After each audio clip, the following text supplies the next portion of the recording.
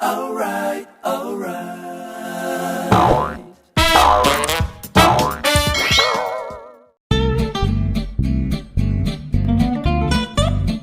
Kumusta mga kids, mga parents?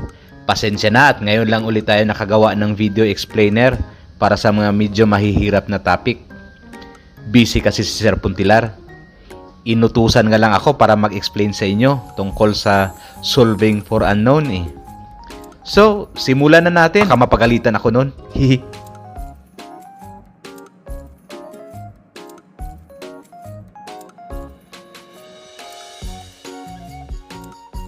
So, what is equation?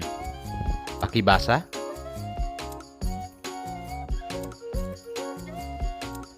Ibig sabihin, pareho ang halaga ng expressions sa kaliwa at kanan ng equal signs. Kung merong variable, magiging equal lang ang equation kung mapalitan na ng tamang number ang variable. So, ano naman ang variable? So, ito yung unknown. Ito yung hahanapin natin mamaya. Ito ay represented ng mga small letters ng alphabet. So, ito ay maaring kahit anong numbers ang inirepresent na halaga. Solution of an equation. So, a number that makes the sentence true. The process of finding a solution is called solving an equation. So, ito na yung prosesong gagawin natin mamaya. Ito na yung solusyon upang mahanap natin ang value ng variable. Working backward strategy to solve for the unknown. So ito yung strategy ang gagamitin natin. So find the solution to a problem by starting with the answer and using inverse operation to undo the steps stated in the problem. Ibig sabihin, pabaliktad ang ating pag-solve. So mag-uumpisa tayo doon sa sagot na nandoon sa problem, then pabaliktad. So, yung operation ay babaliktad din natin. Ibig sabihin, kapag plus, gawin nating minus. Kapag times, gawin nating divide or vice versa. So, halimbawa, okay? For example, Melanie's mother is 38 years old. She is 14 years older than 3 times Melanie's age. How old is Melanie? So, ang basihan natin dito ay yung edad ni Melanie's mother o yung mama ni Melanie. So, siya ay 38 years old. So, yun yung magiging basihan natin.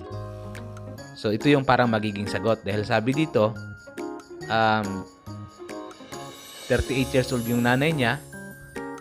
Tapos siya ay 14 years older than 3 times Melanie's age.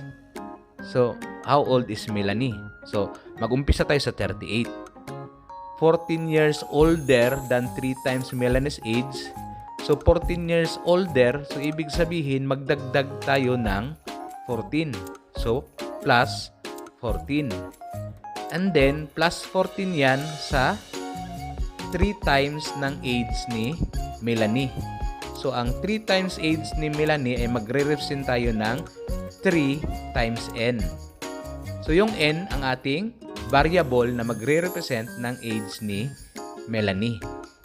So, ang expression natin ay ito na. So, 3n plus 14 equals 38. So, ginamit natin ang working backwards para makabuo tayo ng equation na 3n plus 14 equals 38. So, ngayon, isimplify natin para malaman natin ang value ng n. Dahil ang n, ito yung nag-represent ng edad ni Melanie. Okay? So, we have 3n plus 14 equals 38. So, sabi kanina, ang equation ay dapat equal. Ang kaliwang bahagi ng equal sign at ang kanang bahagi nito. So, ang gagawin natin, kailangan maiwan ang n dito sa kaliwa para malaman natin ang value niya doon sa kanan. So, ano ang gagawin natin? So, kailangan natin i-eliminate ang mga kasama ng n dito sa kanan. So, mag-umpisa tayo sa 14. So, para mawala ang 14, ang gagawin lang natin ay mag-subtract tayo, mag-minus tayo ng 14. So, kung nag-minus tayo ng 14 dito sa kaliwa, gawin din natin sa kanan dahil dapat equal sila. Kung anong ginawa natin sa kaliwa, gawin din natin sa kanan. So 14 minus 14, so mawawala na yung 14. So ang maiwan na lang ay 3n. So equal sa kabila, 38 minus 14 magiging 24. So ang maiwan na lang is 3n equals 24. So ano na lang ang kasama ng n? Ang kasama na lang ng n ay 3. So dahil 3 times n yan kanina, ano ang kabaliktaran ng times? Di ba sabi natin kanina? Divide. So mag-divide tayo ng 3 sa 3n para mawala yung 3. At gawin din natin sa kabila dahil equation nga, kailangan kung ano ang ginawa mo sa kaliwa, gawin mo rin sa kanan. So 3n divided by 3, so dahil pareho lang silang 3, dahil 3 divided by 3 equals 1, so mawawala yung 3. Maiwan na lang yung n. So sa kabila naman, 24 divided by 3 equals 8. So ibig sabihin, n is equals 8. So ibig sabihin nito, ang edad ni Melanie ay 8 years old. So by working backwards and simplifying it, nalaman natin ang edad ni Melanie. So more examples, activity 1. Umpisahan natin. Number 1, n minus 34 equals 26. Ang variable natin ay n. So ano ba ang value ng n? Okay. So para malaman natin ang value ng n, so kailangan n lang ang maiwan sa kaliwa. So kung ano yung gagawin natin sa kaliwa, gagawin din natin sa kanan. So ang kasama ng n dito sa kaliwa ay minus 34. So kailangan mawala ang minus 34. So ano nga ba yung kabaliktaran ng minus? Tama. Kabaliktaran ng minus ay plus. So mag plus 34 tayo dito sa tabi ng minus 34 para mawala si minus 34. So kung nag plus 34 tayo dito sa kaliwa, gawin din natin sa kanan. So magiging 26 plus 34. So ngayon, dahil nag-plus 34 tayo sa minus 34 dito sa kaliwa, mawawala na siya. So ang maiwan na lang ay n. So equals 26 plus 34 is 60. So ibig sabihin, ang value ng n ay 60. Okay, number 2. 2y plus 4 equals 32. So, ang variable naman natin ngayon ay y. So, take note any small letter or lowercase letter from the alphabet could represent as variable.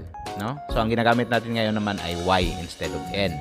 So, 2y plus 4 equals 32. So, kailangan y lang yung maiwan dito sa kaliwa. Dahil nasa kaliwa yung variable na y, para malaman natin ang value ng y, kailangan siya lang ang maiwan sa kabila. So again, 2y plus 4 equals 32. So ano ba ang value ng y? So yan yung gagawin natin ngayon. So unahin natin i-eliminate si plus 4. So plus 4, ano yung kabaliktaran ng plus? Di ba minus? So tatabihan siya ng minus 4. So dahil nagdagdag tayo ng minus 4 sa kaliwa, of course, dahil nga equation, kung anong ginawa sa kaliwa, gawin din sa kanan. So mag-minus 4 din tayo sa kanan. So magiging 2y plus 4 minus 4 equals 32 minus 4. So ngayon, dahil tinabihan natin si plus 4 ng minus 4, mawawala na siya. So ang maiwan na lang ay 2y. So equals 32 minus 4 is 28. So, 2y equals 28. So, ngayon, kailangang eliminate natin si 2 para si y na lang ang maiwan.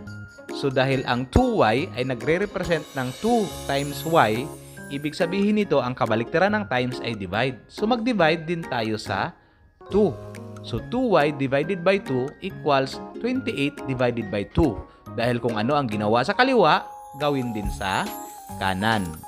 So, dahil pareho lang ang 2 at divided by 2 sa ilalim, so eliminate natin yung 2. So mawawala yung 2. So y na lang yung maiwan sa kaliwa. So magiging y equals, so 28 divided by 2 equals, yes, 14. So the value of y is 14. So, activity number 2 tayo. So, word problem. Write the equation for each problem and find the unknown. So, paano mag-write ng equation? Siyempre, gagamitin natin yung working backwards. So, number 1. Carlo has 98 customers in his newly built coffee shop. This is more than twice the number of his customers last year. So, how many customers did he have last year? So, kapag sinabing more than, ibig sabihin plus. Pag sinabing twice, ibig sabihin yan, alam nyo na yan dati pa, 2 times. So ngayon, paano natin isulat ang kanyang equation para ma-find or para mahanap natin yung unknown? So of course, by simply working backwards. So mag-uumpisa tayo. So si Carlo daw has 98 customers in his newly built coffee shop. So kailangan i-compare natin sa 98 customers na ito yung kanyang customers last year. I-compare natin sa kanyang newly built. So ibig sabihin, doon tayo mag-compare sa 98 para malaman natin kung ilan ang customers niya last year. So isulat natin 98 kasi working backwards tayo. 98 equals. So ang sabi dito, this is 4 more than. So ibig sabihin, mahigit sa 4. So anong gagawin? Mag plus 4. Then, sabi dito, 4 more than twice the number of his customers last year. Twice the number of his customers last year. Ibig sabihin, times 2 ng kanyang customer last year. So, dahil hinahanap natin ang kanyang customer last year, gagamit tayo ng variable. So, pwede natin gamitin kahit anong letters of the alphabet. So, dahil natoy si Sir Puntilar, so N yung gamitin natin. Joke lang. So, dahil twice, so 2 times N.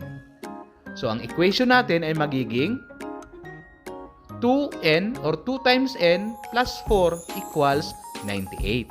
So, of course, by working backwards, nakuha natin yung equation. So, ang gagawin na lang natin ngayon is find the unknown. Okay, so kagaya ng ginawa natin kanina, kailangan maiwan ang variable dito sa kaliwa para malaman natin ang value ng variable na ito dito naman sa kanan. So, ang variable natin again is n. So, sa 2n plus 4 equals 98. So, una natin i-eliminate si plus 4. So, dahil plus 4, ang kabaliktaran ng plus ay minus. So, tatabihan ang plus 4 ng minus 4. Kung anong ginawa natin sa kaliwa, gawin din natin sa kanan. Nag-minus 4 tayo sa kaliwa, mag-minus 4 din tayo sa kanan. So, magiging 2n plus 4 minus 4 equals 98 minus 4. So, mai-eliminate yung 4 dito sa kaliwa. So, ibig sabihin, ang maiwan na lang ay 2n equals 98 minus 4 is, of course, 94. So, ngayon, ang kasama ng n ay 2. So, kailangan ma-eliminate din si 2 para si n lang talaga yung maiwan dito sa kaliwa. So, ang gagawin natin, dahil 2n is of course 2 times n and ang kabaliktaran ng times ay divide. So, i-divide din natin sa 2. So, 2n divided by 2 equals 94 divided by 2. So, ibig sabihin, katulad ng paulit-ulit kong sinabi, kung ano ang ginawa sa kaliwa, gawin din sa kanan. Dahil yan ang essence ng equation. Kailangan equal. Okay? So, dahil sa 2n divided by 2, pareho lang ang 2. So, eliminated yung 2, maiwan si n. So, magiging n equals 94 divided by 2. And that is, yes, 47. So, ibig sabihin, ang customers ni Carlo last year is only 47 compared sa kanyang 98 customers sa kanyang bagong coffee shop. Example number 2. Brian gave 10 stamps from his collection to both Sam and Rob. Then he gave 14 stamps to Kathy and 6 stamps to Grace. He still had 275 stamps. So how many stamps were in Brian's collection to begin with?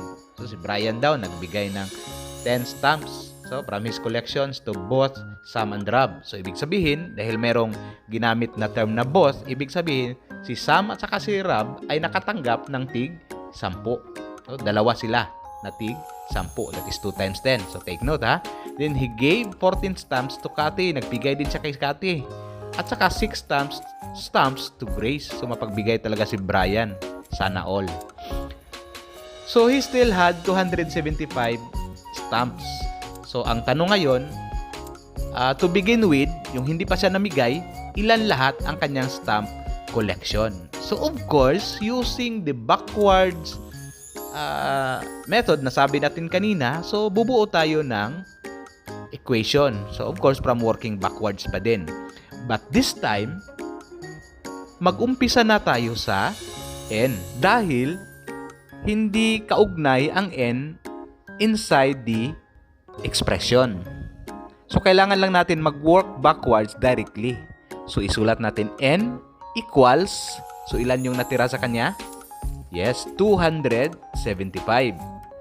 So, binawasan ng 6 dahil binigay kay Grace. So, working backwards, bawas ay magiging dagdag. So, ang minus ay magiging plus. So, instead na minus 6, magiging plus 6.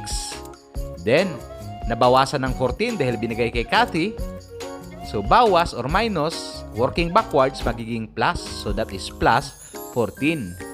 And then, nabawasan din ng tigsa 10 to both sum and rub. So, plus, dahil dalawa sila, 2 times 10. So, magiging n equals 275 plus 6 plus 14 plus 2 times 10. And since napag-aralan siguro ninyo during early quarter, yung GMDAS, so mauna talaga yung groupings, so merong naka-group dito, ito yung 2 times 10. So, unahin natin ang 2 times 10. So, isulat natin, n equals 275 plus 6 plus 14, and then isimplify natin una yung 2 times 10. So, of course, 2 times 10, so kahit grade 2, grade 3, grade 1, alam siguro yan. So, 2 times 10 is 20. So, n equals 275 plus 6 plus 14 plus 20. So, kapag i-add natin yan, dali, plus. Bilisan nyo. Okay, of course, 275 plus 6 plus 14 plus 20 is of course equals to 315. O, di ba? Ang dali. So, paano? Hanggang dito na lang muna. Abangan ang susunod pang mga video. Kung hindi na busy si Sir Puntilar, Jack, may kasunod ito. Mag-practice lang kayo mga kids. Ulit-ulitin lang ang video na ito kung meron mang hindi naintindihan o hindi naunawaan. So, paano hanggang dito na lang muna ha? Paalam!